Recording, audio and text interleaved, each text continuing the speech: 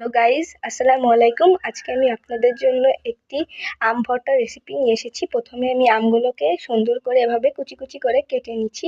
তারপরে স্বাদ মতো লবণ দিয়ে দিব। এভাবে মাখিয়ে নেবেন।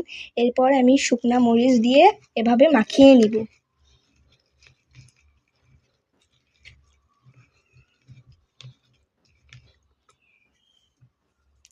এরপর দিয়ে দিব সরিষা সস,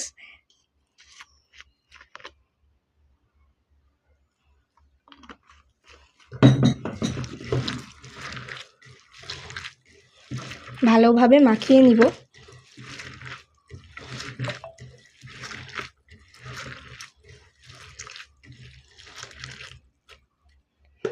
একটু বেশি টেস্টি করার জন্য আমি দিয়ে দিব সামান্য চিনি,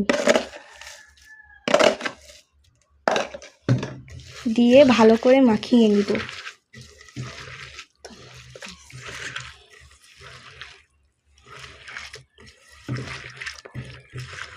এভাবে যদি আপনারা আম মাখিয়ে খান তাহলে অনেক সুস্বাদু হবে খেতে।